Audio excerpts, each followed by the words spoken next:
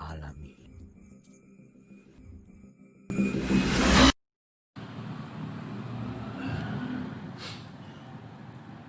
Bismillahirrahmanirrahim.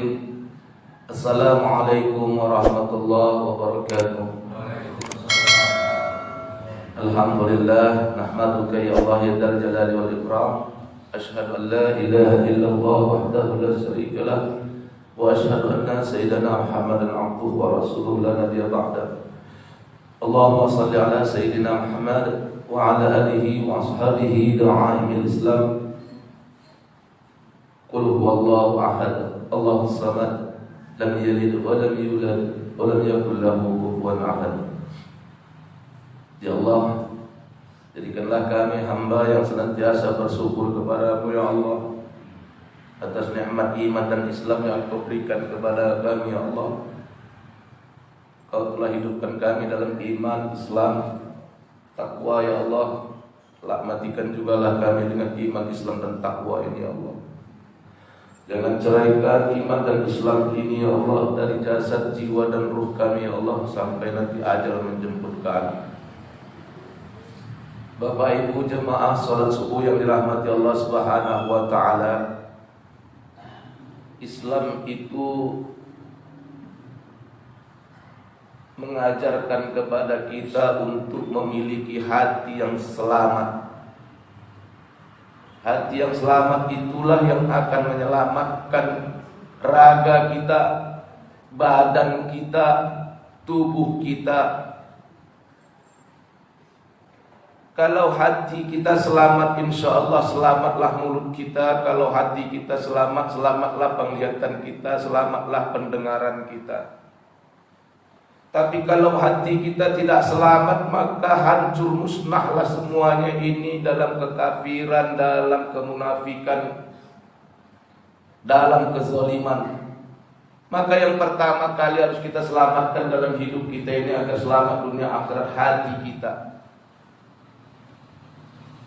Ala inna fil jasadi mudghah fa idza salahat salahal jasadu kullu fa idza fasadat fasadal jasadu kullu ala wa hiya qalb.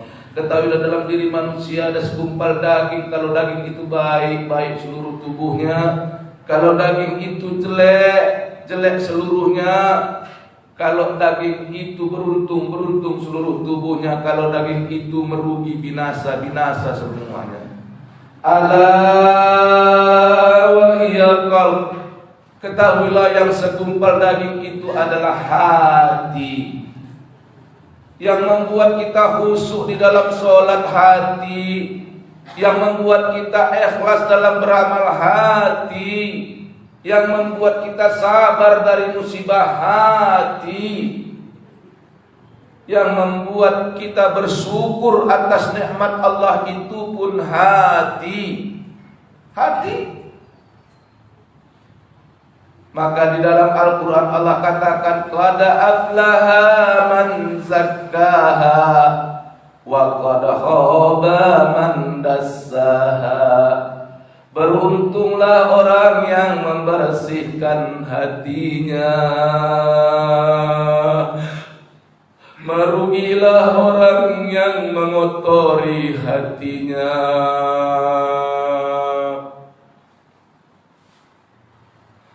Beruntung orang yang membersihkan hati, karena hati ini yang membuat dia khusyuk dalam sholat, ikhlas dalam ibadah. Sebaliknya pun yang membuat dia kufur atas nikmat Allah itu hatinya juga. Yang buat dia syirik itu hatinya. Yang membuat dia ria itu pun hatinya. Maka bersungguh-sungguhlah orang tasawuf untuk memperbaiki hatinya. Karena amalan badan ini tidak ada artinya di sisi Allah kalau tidak diiringi dengan hati yang benar. Amal yang sudah benar kita ucapkan bacaannya, gerakan kita yang sudah benar gerakannya, tapi tidak diiringi dengan hati yang benar, maka itu Allah tolak. Kalau ada orang yang tidak beribadah masuk neraka Kalau ada orang yang tidak sholat, tidak puasa, tidak zakat, tidak haji ketika dia mampu, dia nanti masuk neraka, itu sudah resiko yang dia pilih. Dia sudah memang memilih untuk masuk neraka karena dia mengingkari apa yang Allah perintahkan. Dia sudah memilih. Tapi ternyata orang yang masuk neraka itu bukan hanya orang yang memilih kehidupan neraka.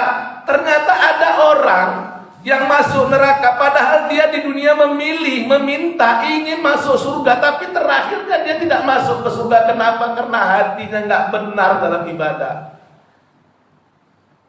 Padahal dia sholat, padahal dia puasa, padahal dia zakat, padahal dia haji, bahkan umrohnya berulang kali. Dia berharap waktu di dunia masuk ke dalam surganya Allah.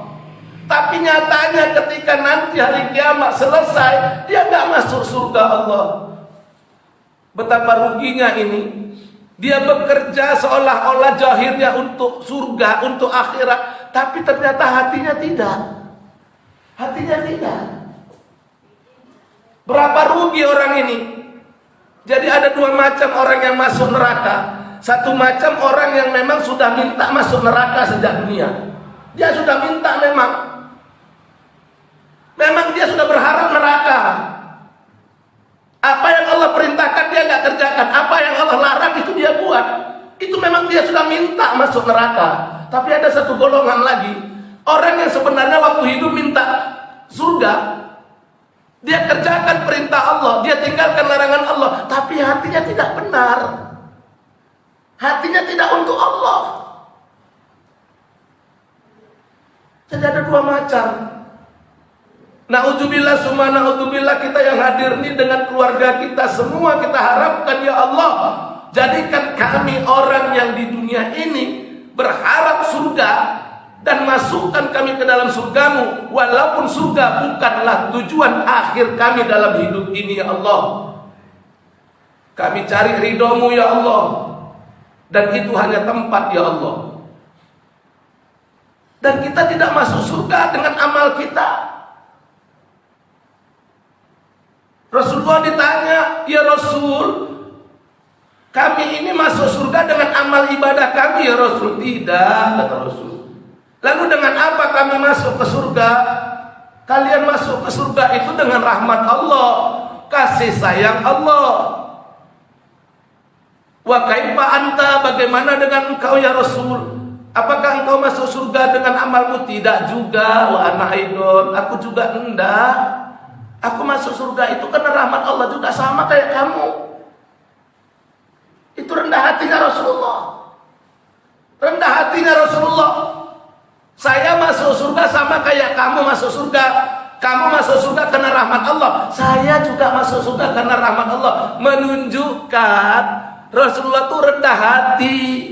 Rasulullah itu tawadu, tidak sombong. Lah sekarang berapa banyak orang yang melebihi Rasulullah karena ibadahnya tidak sama kayak dia, cara sholatnya tidak sama kayak dia. Dia sanggup mengatakan saudaranya yang berbeda dengan dia masuk neraka. Rasulullah enggak ada. Itu orang yang sholat subuh pakai kunut itu bid'ah dolalah, masuk neraka. Masya Allah, ada yang begitu. Lebih daripada Rasulullah dia menghukum saudaranya, ya Pak ya. Ya Allah, itu sholat subuh itu doa rame-rame tidak ada, doa rame-rame nggak diterima Allah, melebihi Rasulullah. Nggak ada zikir-zikir habis sholat. Yang buat itu semua nggak ada wirid baca Yasin malam Jumat. Semua yang buat itu bid'ah dolalah, sesat masuk neraka. Ya Allah, ya Allah, nangis kita Pak. Dia dengan sombongnya mengatakan itu. Kita mendengar itu dengan linangan air mata. Rasulullah jelas bilang, kau tidak masuk surga dengan sholatmu. Loh kok kau bilang yang pakai kunut masuk neraka, lalu yang nggak pakai kunut masuk surga? Dalilnya mana? Kamu siapa sebenarnya? Tidak ada sholat menangis, tidak ada. Tidak ada berzikir menangis, tidak ada. Orang Rasulullah bilang, orang yang terlalu banyak ketawa itu akan mematikan hati. Orang yang terlalu banyak ketawa itu akan menghilangkan nur wajahnya. Bertubi-tubi dalilnya untuk suruh zikir habis sholat. Allah perintahkan doa rame-rame. Ud'uni astajib lakum. Kalian mintalah kepadaku, aku perkenankan kepada kalian. Kalian di situ bahasanya. Tapi kalian itu dalam makna mentafsirkan ayat ini dengan nahwu sorof, bukan dengan terjemahan Departemen Agama. Lo banyak dipelintir sekarang itu sesuai dengan kebutuhan rejim. Maka kembali ke dengan ilmu yang benar. Kita makin belajar harusnya makin mendamaikan hati kita. Kita makin belajar harusnya makin mendekatkan kita kepada Allah. Kita harusnya makin belajar, makin menyadari kekurangan kita, makin menyadari kelemahan kita, bukan malah menyombongkan diri. Bukan tujuan belajar itu untuk nyalah-nyalahkan orang lain, bukan. Lah saya belajar ini supaya saya bisa menyalahkan sholat-sholat orang kampung yang bodoh-bodoh itu. Tahukah kita, semakin kita membodohkan diri di hadapan Allah, semakin Allah kasih ilmu ladunia yang tidak dia berikan kepada orang-orang yang sombong. Semakin kau sombongkan dirimu, semakin kau besarkan dirimu, maka semakin jauh Allah. Semakin kau tunjuk-tunjuk kesalahan orang, maka kau lupa dengan kesalahanmu dan kau tidak pernah taubat.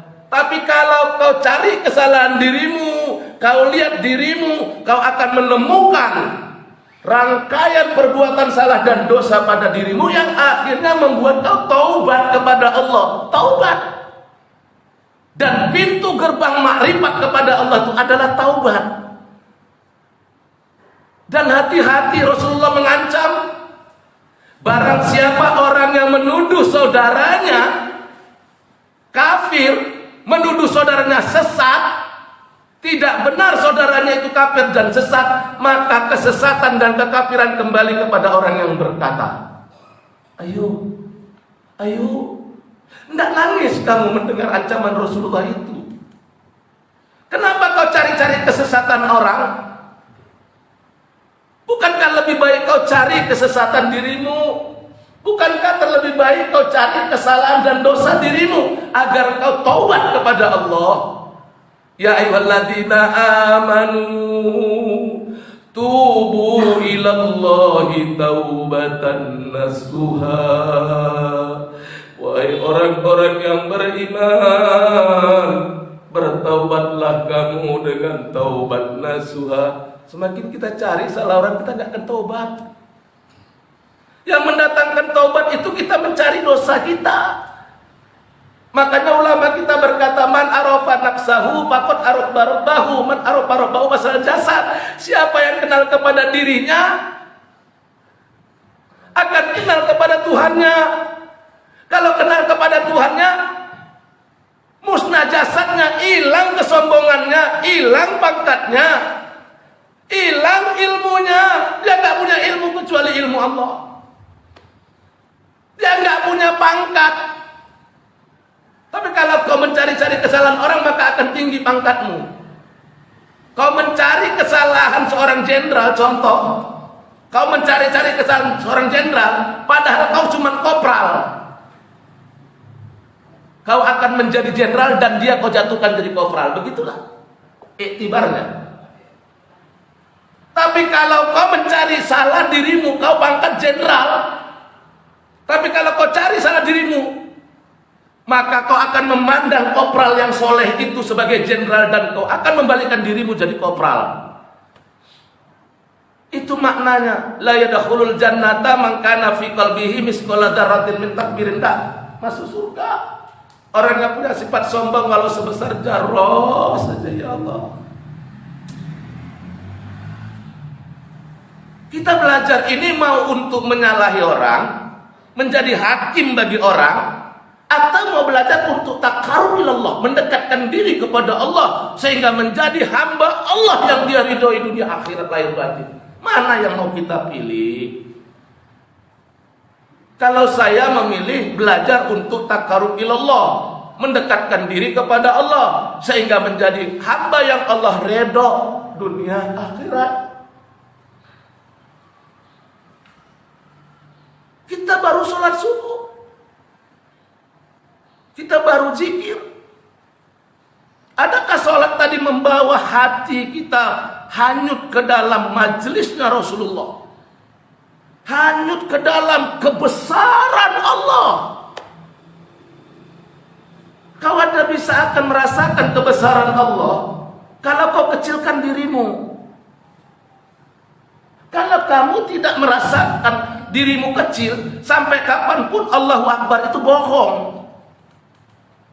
Kalau kau merasa tinggi, kalau kau merasa seorang pejabat, terus di dalam sholatmu kau merasa pejabat, di dalam sholatmu kau merasa orang kaya, kau tidak akan pernah dapat kekayaan dari Allah. Kau tidak pernah dapat jabatan dari Allah. Kecilkan dirimu. Sampai-sampai orang tasawuf mengatakan wujudmu pun dosa. Sampai begitu. Itu maka dikatakan tadi, kalau orang sudah kenal kepada Allah, musnah jasadnya. Apa arti musnah jasadnya? Musnah segala pakaian keduniaannya itu musnah. Musnah rupanya yang cantik, musnah rupanya yang ganteng, musnah dengan ilmu yang ada daripada dia, musnah daripada pangkat, harta dan jabatan yang dia miliki. Itu tidak ada, itu maksudnya musnah. Kalau itu masih kau pakai dalam beribadah, kau tidak dapat. Nggak ada kesan ibadah itu, biasa-biasa saja. Jadi kalau cerita khusyuk itu dalam.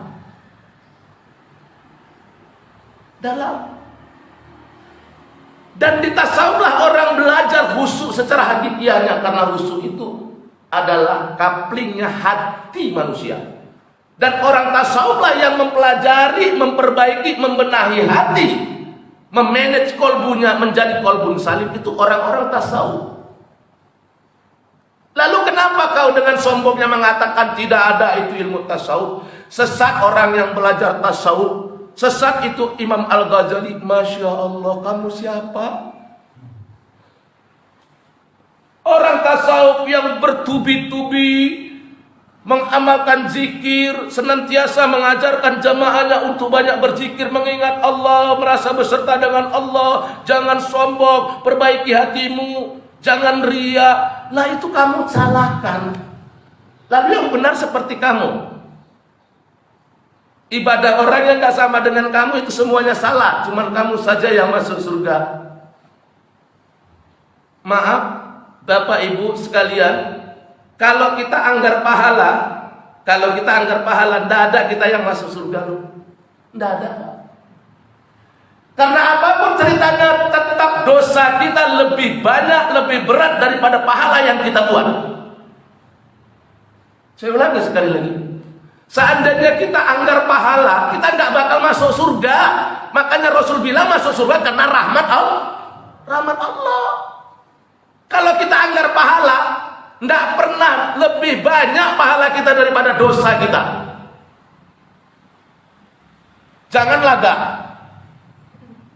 Besar pahala sholat, besar itu pahala sholat, pahalanya besar.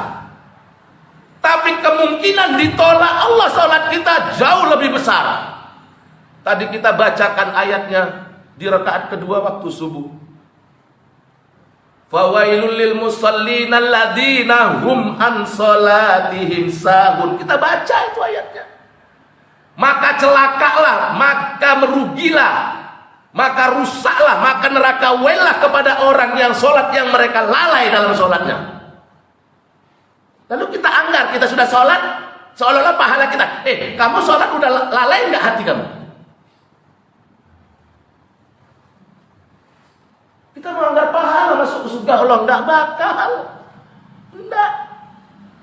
Lalu bagaimana Allah memberikan rahmatnya? Kita masuk surga dengan rahmat Allah.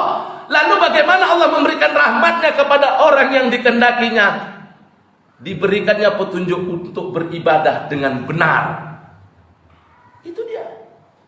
Dengan rahmat Allah, maka dirahmatinya hamba-hamba yang dia sukai ini. Dengan apa? Dengan rajin beribadah, taat beribadah, mengerjakan seluruh perintah Allah, meninggalkan larangan Allah, hudurul qalbi ma Allah, hadir hati beserta Allah, kapan saja, di mana saja. Sehingga doa dia, ya Allah, Rabbana ma khalaqta hadza batila subhanaka faqina adzabannar. Doa dia, ya Allah, tidak ada yang sia-sia yang kau jadikan. Semuanya itu ya Allah ada hikmah dan ada manfaatnya. Maha suci engkau ya Allah, lepaskan kami daripada siksa api neraka. Itu yang ada sama dia. Ketika dia melihat kamu kejahatan, dia bukan menuntut agar kejahatan itu dilenyapkan dari dalam pandangannya, bukan. Sabarkan aku ya Allah dalam melihat kemaksiatan ini. Begitu. Ya Allah, perbaiki hati. Kita sebenarnya sudah mengamalkan hati ini. Di dalam keluarga kita selalu kalau anak kita mau pergi sekolah, cucu kita mau pergi sekolah, kita selalu pesan apa? Nah, hati-hati. Nah, kalau nyebrang hati-hati. Nah, kalau nyebrang hati-hati, tengok kiri dan kanan, tetap hati dulu kita sebutkan. Padahal waktu dia menyeberang, dia lihat kanan, lihat kiri, lihat depan, lihat belakang, pakai apa? Mata. Tapi tetap pesan kita, nak, kalau menyeberang hati-hati, tengok kanan, tengok kiri. Hatinya dulu, artinya nak, pakailah hati di matamu. Kalau berbicara hati-hati nak. Padahal yang bicara itu mulut, tapi kita suruh hati-hati nak kalau berbicara. Kenapa? Mulutmu itu harus ada hatinya, sehingga kau tahu kalau kau omongkan ini orang sakit hati, tersinggung apa enggak. Itu mulut yang punya hati. Karena banyak mulut yang enggak punya hati. Nah, kalau mendengarkan sesuatu hati-hati. Yang kamu dengarkan ceramah itu kamu juga harus pakai hati, karena dakwah sekarang kamu buka YouTube, kamu nggak ada gurunya. Hati-hati mendengarkan dakwah di YouTube, karena nggak semuanya dakwah itu bisa kamu pakai, dan nggak semua dakwah di situ benar, karena banyak dakwah yang disampaikan dengan kebencian, kepada saudaranya. Bukankah itu kebencian namanya itu? Semua kita ini tersangka di hadapan Allah. Kita ini belum ada yang pasti masuk surga siapapun orangnya. Gelar apapun yang dia punya, mau ustadz, mau syekh, mau kiai, mau hafiz Quran, mau nggak hafiz Quran, kita semua nggak ada jaminan masuk ke dalam surga, betul? Nggak ada. Siapa yang menjamin kita masuk surga? Nggak ada. Lalu kamu berani mengatakan orang lain masuk neraka, sementara kamu aja nggak ada yang jamin. Lah kamu siapa sebenarnya? Ya Allah. Jadikan perbedaan itu sebagai harmoni dalam kehidupan. Pilih bagaimana. Jangan kau jadikan, jangan diputar balik ya. Yarfa'ul ladzina amanu minkum walladzina utul ilma darajat. Dinaikkan Allah derajat orang-orang yang beriman di antara kamu dan orang-orang yang diberikan ilmu. Naik derajatnya. Yang dinaikkan Allah orang yang beriman berilmu. Beriman saja nggak berilmu akan ditokohi. Berilmu saja tak beriman akan menokohi. Nah, banyak orang yang punya ilmu tak punya iman, Bu. Banyak ilmunya tinggi, imannya nggak ada. Kemana-mana menganggarkan ilmunya, menyalah-nyalahkan orang lain. Ini orang punya ilmu tak punya iman. Hati-hati. Harus sama ini, ada iman ada ilmu, baru jadi tokoh di hadapan Allah. Dinaikkan Allah derajatnya. Hidupnya penuh dengan kenikmatan. Ya sudah, ya Allah sakit sekarang, sabarkan. Karena kita tidak tahu disakitkah iman kita meningkat atau disehatkah iman kita meningkat. Biasanya, jujur ibu, biasanya lebih meningkat imannya ketika sehat apa sakit? Jujur ibu-ibu ini sama seperti istri saya. Ya jujur Pak, jujur kita. Jujur. Kita lebih taat beribadah kepada Allah ketika kita banyak uang apa ketika kita lagi kere, Pak? Loh ibu jangan jawab, saya kan nanya bapak-bapak. Ibu terlalu cinta sama suaminya. Iya Pak, jujur. Maka secara iman Allah dah bilang, kamu nggak tahu mana yang lebih baik kepadamu. Sesungguhnya boleh jadi yang baik menurut kamu itu tidak baik menurut Allah. Ada yang menurut kamu tidak baik justru itu baik menurut Allah. Nah, jadi kita jangan menurut kita, menurut Allah. Nabi Ayub sakit 8 tahun. 8 tahun Bu. Kalau sakit 8 tahun itu lama atau sebentar? Lama. Iya kan? Kalau menunggu 8 tahun itu cepat atau sebentar? Lama lagi, lebih lama lagi. Iya kan? Nah, sakit 8 tahun bukan sebentar, lama. Malaikat datang kepada Nabi Ayub. Wahai Ayub, berdoalah kepada Allah. Kamu itu Nabi Allah. Doamu mustajab, mintalah sembuh kepada Allah. Nabi Ayub jawab kepada malaikat, malu minta sama Allah, sakit baru 8 tahun. Umurku udah 80. Loh, malu. Padahal kalau dia minta dikabulkan. Ulat sudah menggeranyangi seluruh tubuhnya. Badannya, kakinya, tangannya, matanya, telinganya, hidungnya, mulutnya sudah digerogoti oleh ulat. Nabi Ayub tetap, ya Allah sabarkan aku.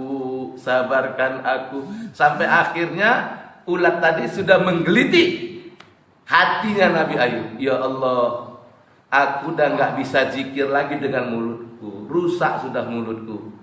Ya Allah, aku tidak bisa zikir lagi dengan mataku, sudah rusak penglihatanku ya Allah. Ya Allah, aku tidak bisa lagi berzikir kepadamu dengan telingaku ini ya Allah. Sudah rusak telingaku ya Allah.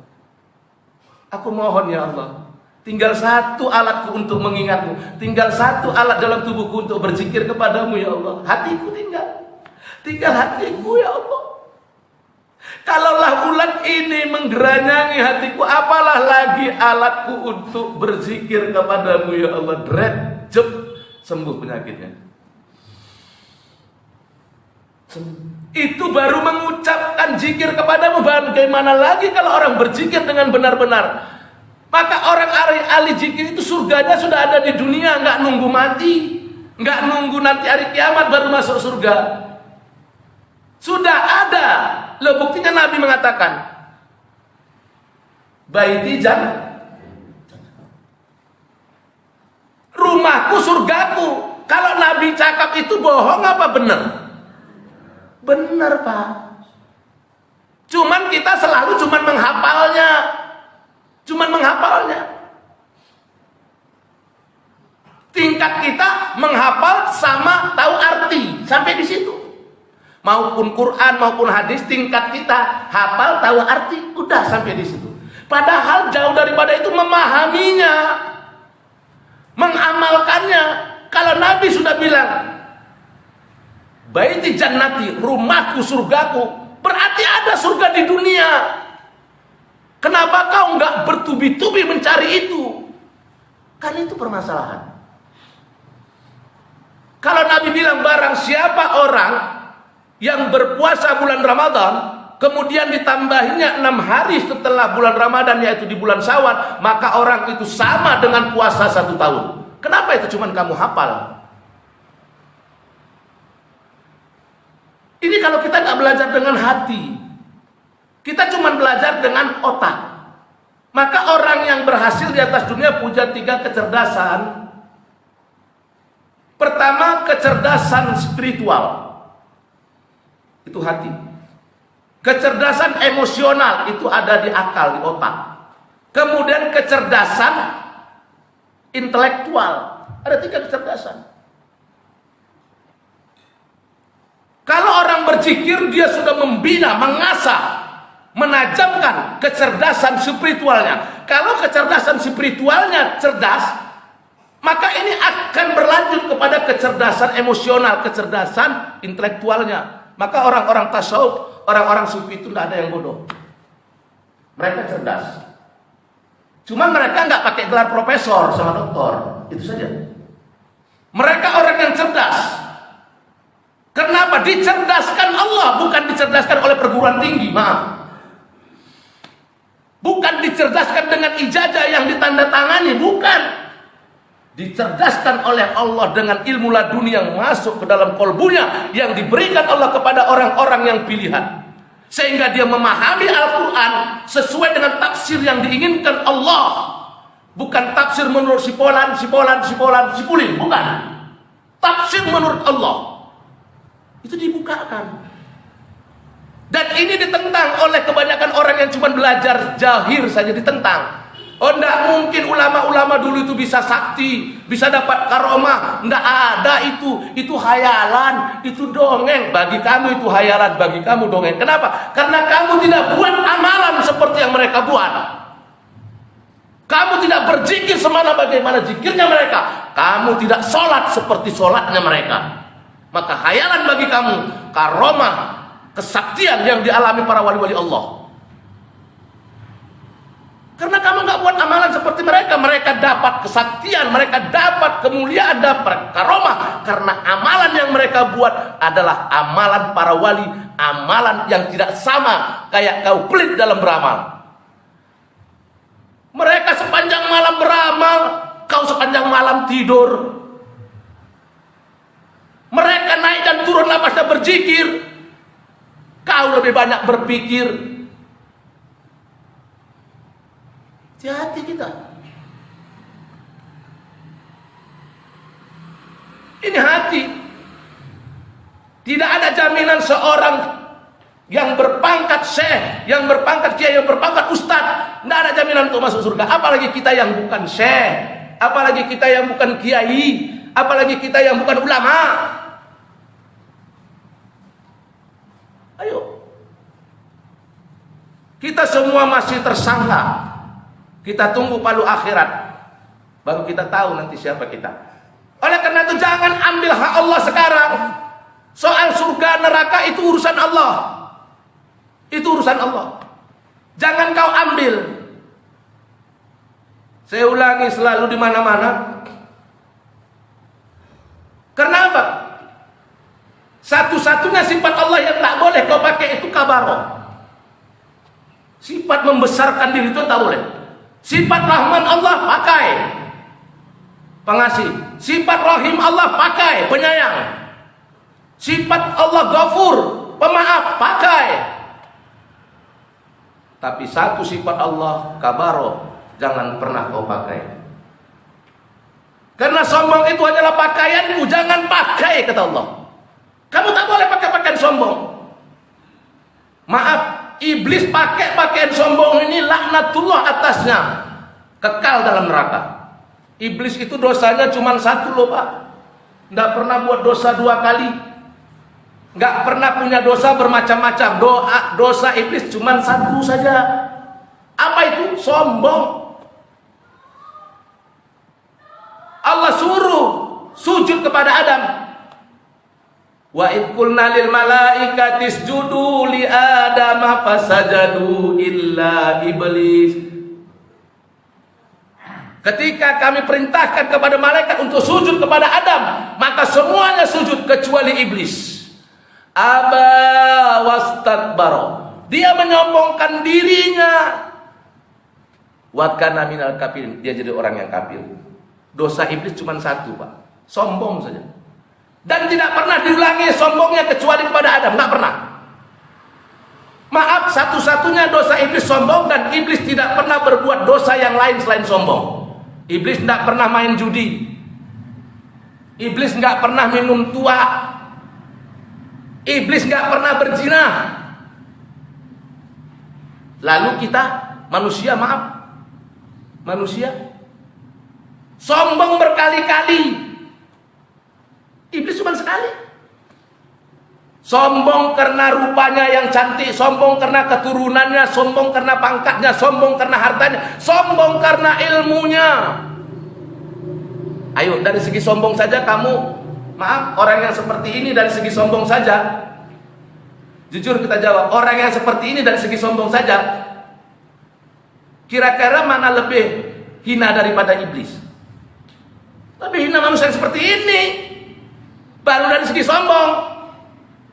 Tambah lagi udah sombongnya 5 macam. Kita baru hitung tuh 5 macam. Udah sombongnya 5 macam, tambah lagi minum kamput sama minum tua. Ayo. Tambah lagi berjudi. Tambah lagi berzina. Tambah lagi apa? Menghibah, memfitnah. Ayo. Tapi mulutnya ya Allah, kita manusia lebih mulia daripada malaikat. Banyak Pak yang ngomong gitu ya. Kita, kalau kita itu kan termasuk dia. Kita manusia lebih mulia daripada malaikat. Kita. Jangan ngaku-ngakulah. Karena ternyata banyak orang yang ngaku-ngaku tidak diakui Allah. Maunya pengakuan kita diakui Allah. Asyhadu an la ilaha illallah. Aku bersaksi tidak ada Tuhan kecuali Allah. Ya, kata Allah. Kau hambaku yang hanya mengaku aku sebagai Tuhanmu. Wa asyhadu anna Muhammadar Rasulullah. Aku bersaksi bahwa tidak ada. Aku bersaksi bahwa Muhammad utusan Allah. Ya, kamu adalah umatku dan pengikutku. Inilah orang yang mengaku dan diakui. Siapa yang bisa begitu? Orang yang hatinya benar, waktu sholat benar hatinya, waktu berdoa benar hatinya, waktu berzikir benar hatinya, waktu umroh benar hatinya, seluruh ibadahnya benar hatinya. Bahkan di luar ibadah pun hatinya sudah benar. Apa yang membenarkan hati? Zikrullah. 6.666 ayat Al-Quran, 114 surah, 30 juz, itu intinya la ilaha illallah. Ceritanya saja yang banyak. Ada cerita ketuhanan, ada cerita kerasulan, ada cerita umat-umat terdahulu, ada cerita tentang sholat, ada cerita tentang puasa. Itu ceritanya. Intinya satu, la ilaha illallah. Makanya rukun iman, rukun Islam yang pertama kan itu belum sholat. Ayo coba kita tengok rukun Islam yang 5. Pertama mengucap 2 kalimat syahadat, asyhadu an la ilaha illallah wa asyhadu anna Muhammadar Rasulullah. Baru sholat. Kenapa nggak sholat duluan? Ini kalau mau ngaji yang bener, kenapa nggak sholat dulu baru syahadat? Kenapa justru syahadat dulu? Nabi dah bilang, apa kata Nabi? Awaludin ma'rifatullah. Awal agama itu mengenal Allah. Awal sebelum kau sholat, kenal Allah. Awal sebelum kau puasa, kenal Allah. Awal sebelum kau zakat, sebelum kau sedekah, sebelum kenal Allah. Lah kalau enggak apa? Kamu beribadah itu untuk siapa? Ini mau main-main kita. Untuk siapa kau beribadah? Dengan siapa kau beribadah? Dari mana kau beribadah?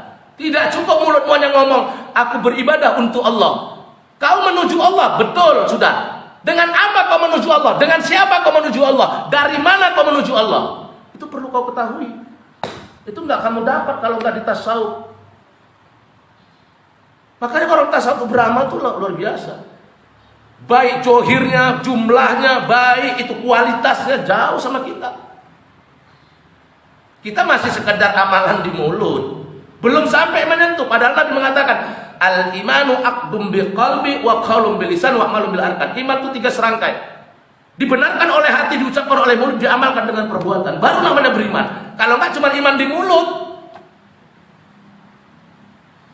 Kalau enggak cuma iman pada gerakan perbuatan. Dan Allah tidak butuh dengan iman yang cuma di mulut dan iman yang cuma dalam perbuatan. Sholat yang kita kerjakan 5 waktu ditambah sholat-sholat sunat lainnya, maaf, rukunnya 3. Rukun kolbi, rukun fi'li, rukun qauli. Rukun hati, rukun perbuatan, rukun ucapan. Cuman 1 rukun yang sampai kepada Allah, hatimu. Bacaanmu nggak sampai kepada Allah. Gerakanmu nggak sampai kepada Allah, hatimu. Hatimu yang sampai kepada Allah. Allah tidak melihat pakaian kamu, Allah tidak melihat amalan kamu, Allah tidak melihat rupa kamu, Allah lihat hati kamu, kata Rasul. Hati Allah. Karena yang bisa khusyuk itu hati. Makanya kata Nabi, qalbu mu'min baitullah. Hati orang yang beriman rumahnya Allah.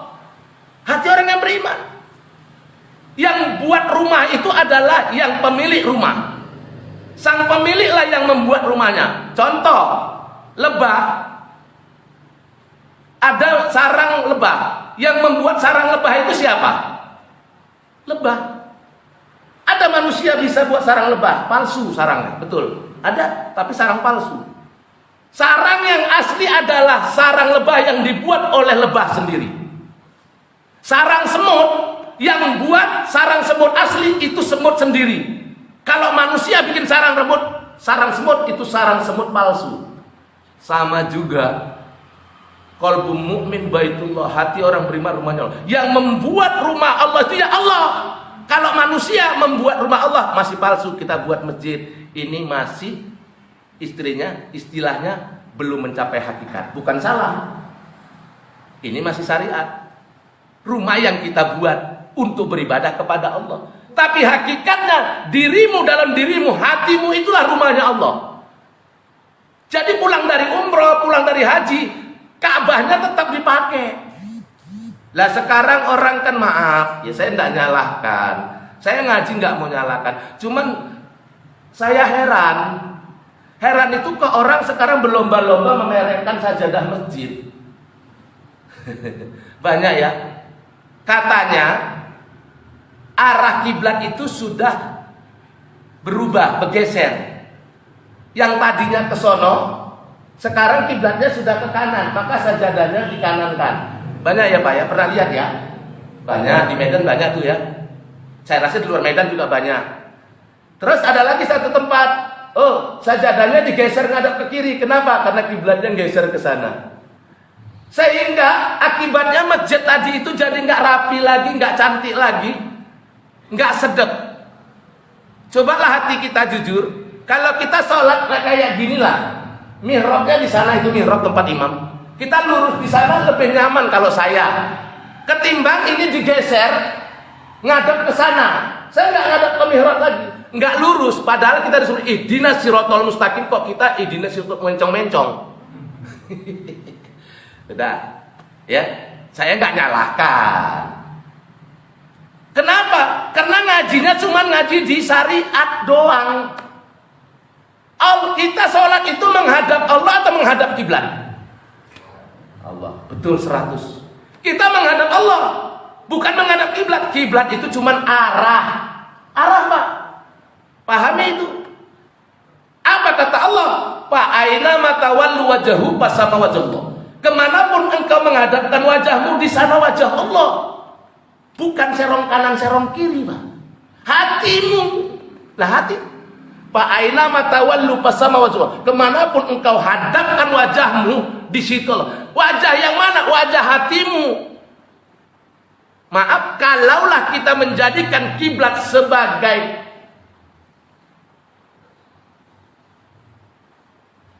tempat menghadap, bukan menghadap Allah, menghadap kiblat, maka tidak ada orang yang sah sholatnya kecuali orang yang sholat di Masjidil Haram. Karena cuma orang yang sholat di Masjidil Haram yang bisa menghadap kiblat. Yang menghadap kiblat itu asli kan orang sholat di Masjidil Haram, Pak. Betul kan? Kalau orang di Masjidil Haram di Mekah itu asli menghadap ke kiblat, menghadap ke Ka'bah. Allahu Akbar, Ka'bah di depan dia. Lalu kalau kita di Indonesia, di Amerika, di Inggris, di Jepang, di Arab, di India, di Pakistan, termasuk di Madinah, apakah kiblatnya itu, apakah Ka'bahnya di hadapan kita? Enggak. Kalau kita sah sholat mesti menghadap kiblat, nggak ada yang sah orang sholat seluruh dunia kecuali di Masjidil Haram. Lalu ditanya lagi orang, apa itu khusyuk? Khusyuk itu kau tahu arti yang kau baca. Oh, ini Pak, saya nggak nyalahkan, tapi saya ayo ad-dinu akun, agama itu akal. Ayo kita gunakan akal sehat kita dalam beragama ini, dalam memahami makna Quran dan hadis. Ayo. Kalau dikatakan khusyuk itu harus tahu arti yang kita baca, baru namanya khusyuk. seluruh orang yang bukan kalaulah, saya ulang ini, kalaulah sholat yang khusyuk itu harus tahu arti yang kita baca, maka orang yang nggak tahu artinya nggak khusyuk. Termasuk orang Arab satupun yang berbahasa Arab nggak ada yang khusyuk sholatnya. Orang Arab yang pakai bahasa Arab, kalau dia bilang, saya ulang ini, dia paham. Kalau ada orang mengatakan sholat itu harus tahu artinya agar khusyuk, pernah dengar nggak gitu? Pernah dengar nggak? Kalau sering malah, ini baru sedap nih kalau sering. Kalau sering berarti saya minum dulu. Boleh nggak minum? Boleh. Kalau habis ditambahin nggak? Alhamdulillah. Berarti jemaahnya sayang-sayang sama ustadznya. Bismillahirrahmanirrahim. 5 menit lagi aja ya. Habis itu selesai. Kalau diartikan, dibilangkan orang yang khusyuk harus tahu arti. Saya rasa di sini kita Pak ada 2.000 orang ini ya. Amin, ngono loh. Amin, mudah-mudahan minggu depan jadi 2.000. Saya rasa 99% di sini nggak ngerti, termasuk saya nggak khusyuk berarti. Yang tahu betul arti Al-Quran. Nah, kalau dikatakan orang yang khusyuk itu adalah orang yang ngerti bacaannya, ngerti artinya, ngerti arti yang dibaca. Saya tanya, orang Arab itu macam mana mengartikan Allahu Akbar? Bagaimana orang Arab mengartikan Allahu Akbar? Orang dah bahasa dia. Ngerti maksud saya? Kita Allahu Akbar, Allah yang Maha Besar. Itu kan kita yang mengartikannya. Lalu kalau orang Arab, dia sholat Allahu Akbar, bagaimana dia mengartikannya? Apa arti Allahu Akbar sama orang Arab? Ya Allahu Akbar juga. Berarti orang itu nggak khusyuk. Itu maknanya. Enggak. Coba cari dalil sama saya. Coba cari dalil. Tujuan sholat itu ngerti arti coba. Bukan saya nyuruh kalian supaya nggak ngerti arti. Kita mau mendudukkan masalah. Enggak. Tapi coba kita buka Toha ayat 14, apa kata Allah?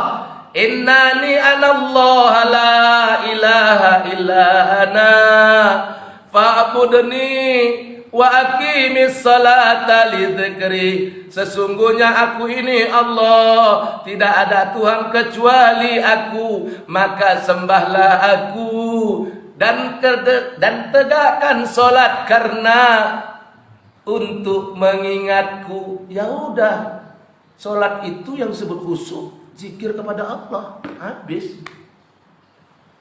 Itulah dia. Jadi kalau ditanya, yang udah ngaji sama saya nggak usah repot-repot. Apa itu arti khusyuk? Tenang. Bagaimana khusyuk zikir kepada Allah? Dalilnya kau buka Toha ayat 14 bilang. Itu aja. Jangan khusyuk menurut pendapat kita. Khusyuk menurut Allah. Sabar menurut Allah. Ikhlas menurut Allah. Bukan sabar menurut kamu, bukan khusyuk menurut kamu. Kamu nggak punya ilmu untuk sampai kepada Allah. Arabtu rabbi bi rabbi, kata orang tasawuf, kenal Tuhanku dengan Tuhanku, bukan dengan kita. Nabi Musa minta jumpa sama Allah, hancur di Bukit Tursina, itu Nabi. Konon pula kita. Habis sampai di situ. Tahukah kalian bahwa tadi acara ini live, streaming live di FB. Streaming live, nampak aku di FB ini. Ada yang secara langsung tengok. Tapi kalau subuh, biasanya subuh, zuhur bikin ya. Maghrib saya bikin itu. Tapi kalau subuh nampaknya sedikit yang nonton. Bukan mereka nggak mau nonton, mereka banyak yang lagi nggak apa-apa. Nah ini. Jadi sebelum saya tutup, saya mau minta bantuan. Tapi saya nggak minta bantuan duit. Saya mau minta bantuan like and subscribe. Boleh? Nah, saya minta. Kalau itu pun nggak kalian kasih, bedang kali lah kalian. Itu pun tak bisa dikasih. Oke, jadi nanti saya minta di dua. Karena kita sedang membina LQTV namanya, Lailatul Qadar TV. Ini untuk cikal bakal kita, insya Allah nanti kita akan buat TV dakwah Islam.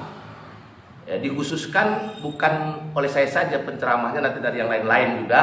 tapi kita khusus di sana nanti tentang kajian-kajian tasawuf lebih banyak. Suka kalian kira-kira ngaji tasawuf?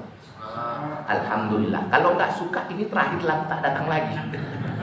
Baik, ya. Saya minta subscribe. Nanti kalau buka YouTube pertama, buka YouTube, dicari di situ LQ ya. Itu singkatan dari Lailatul Qadar. Jadi LQ spasi TV, T biasa sama Victor, spasi Medan. Nah, nggak usah dicatat. Murid Ustadz Jamal itu catatannya dalam nah, nggak di kertas. Saya ulangi sekali lagi. Karena ini kan masih banyak yang muda-muda umur 17 tahun waktu tahun 80. Ya, saya ulangi lagi, nanti di situ subscribe ya. Bantu kami ya. Saya ulangi lagi, nanti di YouTube dibuka LQ. Gampang, ingat Lailatul Qadar. LQ spasi TV T sama V biasa Victor ya, spasi Medan. Nah, kan nggak payah orang yang tinggal di Medan. Kalau kayak saya selalu ke Los Angeles agak payah saya menghafalnya. Itu bukan sombong, itu ece-ece. Beda Pak, beda ya. Karena kalian tahu nggak masuk di akal, berarti tidak sombong. Yang sombong itu kan meyakinkan orang. Kalau awak bolak-balik ke Los Angeles, tengoknya awak dipajak suri, di Pekan. Ngapain Ustadz sana ngawani istri belanja? Tapi kalau saya ngawani istri saya belanja agak jauh-jauh saya. Saya takut waktu istri saya nawar. Kalau pergi kita sama istri kita, dia belanja, kita kawani, kita kasihan nengok istri kita menawar yang dibeli. Berapa ini kebun rebusnya Bang? 10.000 anam. 10.000 13 ya. Allahu Akbar. Ya, takut kita kan. Awak pun malu. Aduh, janganlah dek kayak gitu kali nawarnya. Kalau dibilangnya 10.000 anam minta 10.007 masih cocok lah menawar. Tapi kalau 10.000 anam kau minta 10.013, aduh, yang aku takut yang jualan jemaahku. Apa kata orang tuh? Memang kalau ustadz tuh baik, tapi bininya. Ya Allah ya. Itu. Jadi itu satu ya. Jadi minta saya nanti di YouTube ada 2. Sebenarnya ada banyak di Instagram ada juga, tapi saya minta 2 saja. Bantu kami tim saya, tim LQTV. Yang pertama tadi YouTube. Yang kedua FB. FB saya boleh nanti konfirmasi saja di add saya, nanti saya konfirmasi biasanya. Saya jarang tidak mengkonfirmasi orang kecuali saya tengok foto yang tidak senonoh. Ada, itu tidak saya konfirmasi. Sama foto yang karikatur. Saya nggak perlu berteman dengan orang yang menyembunyikan jati dirinya. Kasih foto kita atau foto keluarga kita boleh. Tapi kalau ada karikatur, maaf itu nggak saya konfirmasi biasanya. Atau berfoto dengan maaf pakaian yang tidak senonoh. Baik laki-laki maupun perempuan. Karena ada juga perempuan dan laki-laki yang di situ pakaiannya tidak senonoh. Itu saya nggak konfirmasi. Jadi di FB saya, nama saya FB saya itu gampang. Al-Fakir Siregar. Nah, Al-Fakir Siregar. Pak Al-Fakirnya itu Q. Itu di FB. Jadi Al-Fakir, siaran langsung saya ada sana. Nah, ya. Nah, itu yang kedua. Yang ketiga, nanti sekali lagi ada lagi grup kita. Tapi nggak usah saya kasih sekarang, kalau terlalu banyak nanti lupa. Nah, dan kata guru saya pun begitu, jangan dikasih semua Jamal. Kenapa? Nanti nggak dipanggil orang itu lagi. Karena semua udah dikasih. Jadi tahan sedikit. Baik, itu kira-kira ya. Udah ingat 2 itulah saya minta. YouTube dengan FB saya. Kan gampang kalau YouTube gampang tadi. LQ spasi TV Medan. Kalau FB-nya gampang juga nya itu. Ya kan? Al-Fakir Siregar.